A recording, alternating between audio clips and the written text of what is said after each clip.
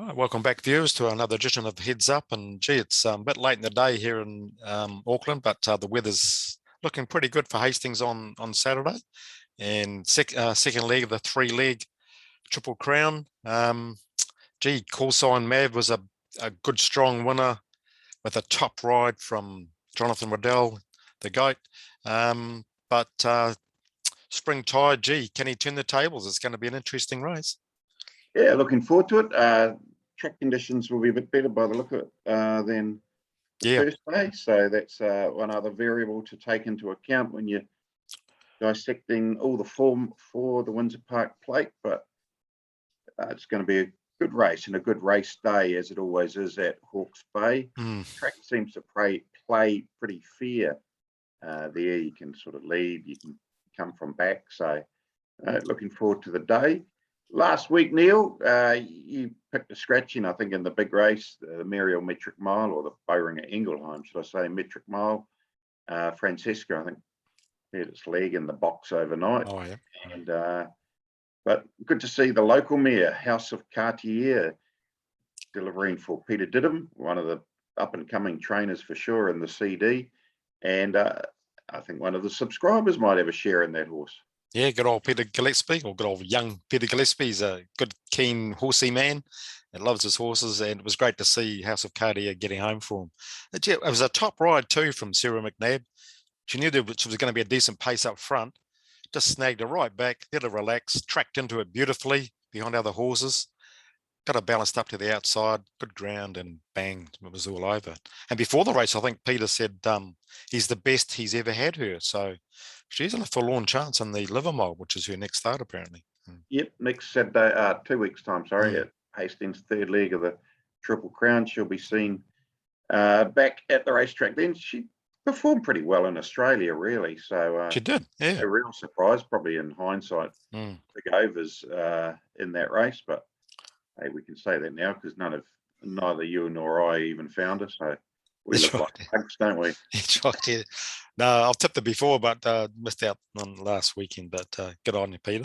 And hopefully they have crowds back there in 2 weeks' time, 2 weeks' time. And I've got a text here from Brendan, our track walker at the Hastings racetrack. Just seen it through. He said, "Hi, Neil, the track was a bit softer all over down the back straight. Coming to the 600-metre mark, firmed up noticeably and was a firm evenness across the whole width of the straight. It was a bit bumpy 5 metres out from the fence. Looked about 4 to 5 metres off the rail. It felt like a dead 5-6. So it sounds like the inside could be all right, early on especially. So, yeah, so it's going to suit a horse like Call Sign Mav, you think. And gee, they had to work pretty hard to lead last start. I just can't see anything taking him on early. So is it an open and shut case? A bit like the golf last week. Yeah, I was waiting for the golf to get mentioned this week. Yeah, luckily all the couriers are on strike down this way, so you'll have to wait a bit longer for your peanut slab. No, Call Sign Mav, I mean, he is the proven weight for age performer in that race, actually. Going through the field, I don't think any other horse has won at weight for age other than Call Sign Mav. So you'd think, based on that, he's in good form, and John Barry's very confident based on his track work on Tuesday. So the mile shouldn't cause any concerns. Do you have any worries about the second up syndrome, Neil? No. Well, he ran a good race in this last year, didn't he, after winning it the last year? So this is a weaker field, and he's setting it for the Cox Plate, so no trouble with the distance, obviously. The only way I can see him getting beaten is by 2 horses, Spring Tide and Gino Severini, purely because they're going to land within sort of 3 or 4 lengths of them, and from the good draws, but they're both informed to be able to run him down if something goes wrong with them. So it's the only way I can see him getting beaten if something goes wrong with him, but I can't see that. So yeah, Call Sign Mav and maybe the Quinella with those 2 could be the way to go. Anything else you like? Or no, not really. No, I think the pricing is pretty spot on, really, isn't it? Like, the form's relatively well exposed now.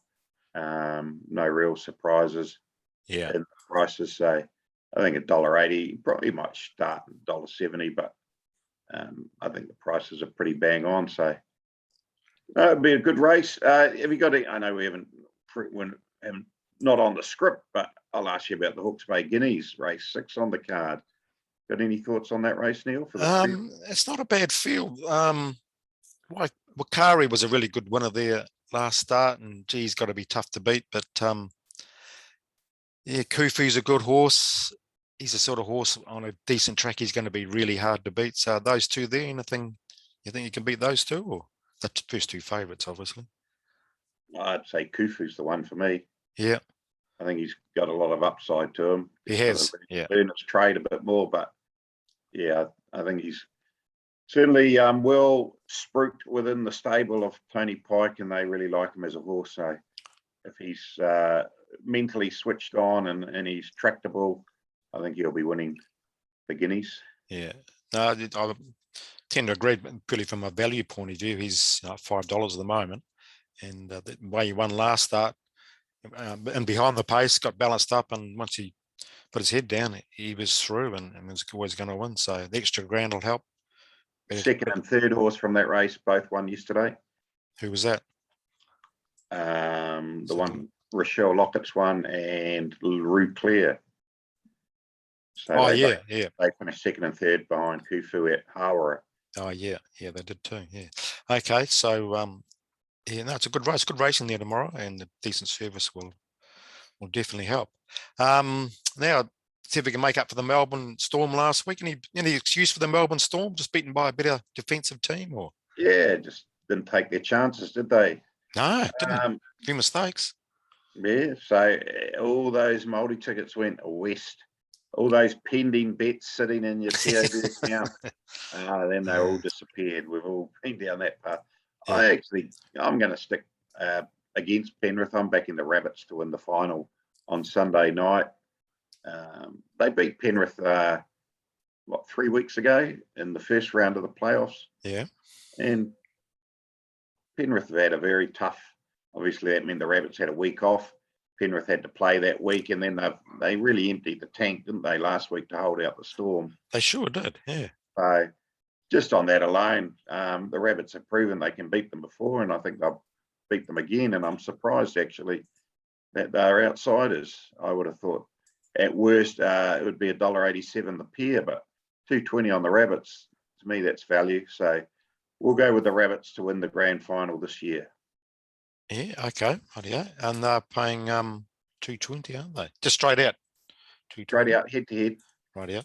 Now, it's interesting because someone told me, I think it was the brother, he said that the coach or someone close to the team said half a dozen of the Melbourne players' families hadn't been with them for the previous few weeks.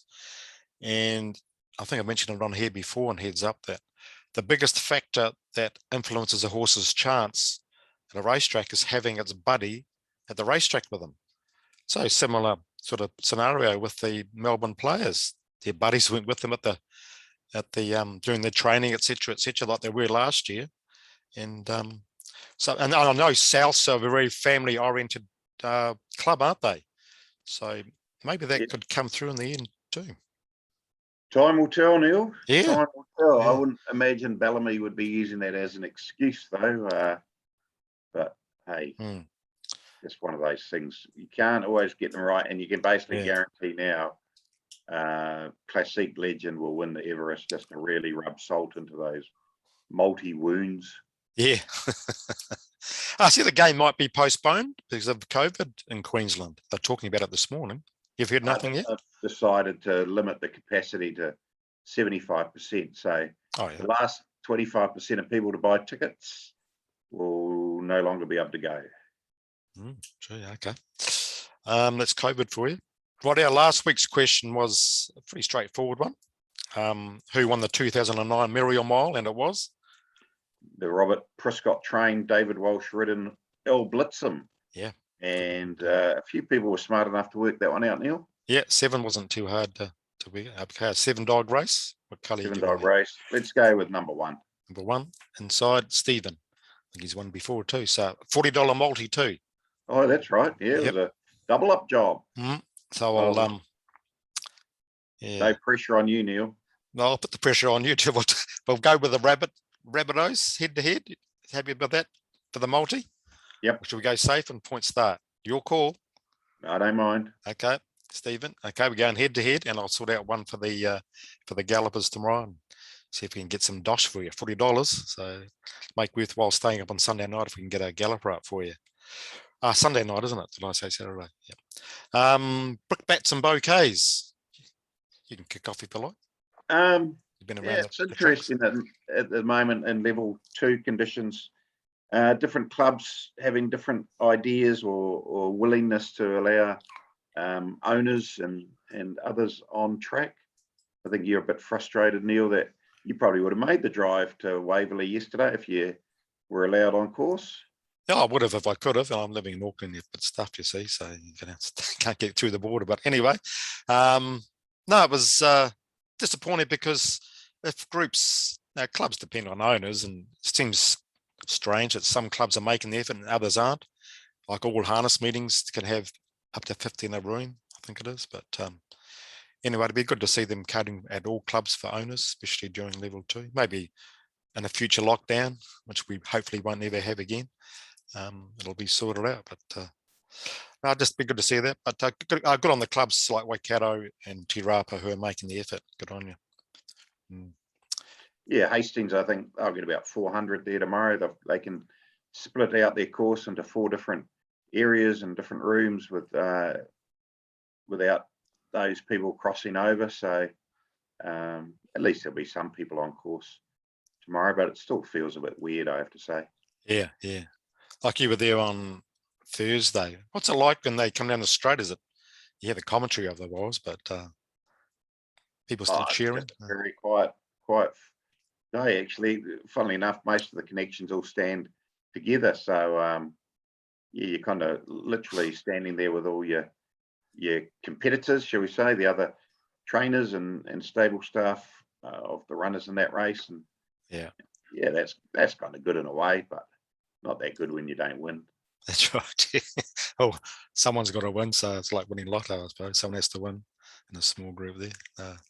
Okay, right, nothing else before we sign off? It's be a good day of racing tomorrow. Looking forward to that. We better do a new question for next week. We better.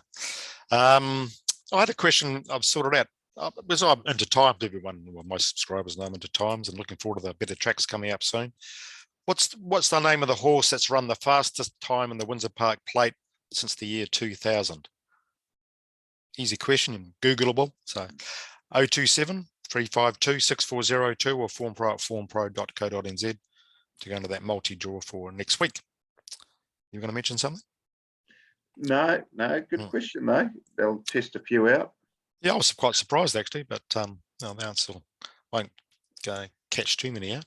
Right, decent racing tomorrow, thank God, and 2 weeks later, looking forward to that Livermore with House of Cartier maybe upsetting a few in the wagon. Yeah. Okay, everyone have a great weekend. Enjoy the league, enjoy the racing, and we'll catch you next week.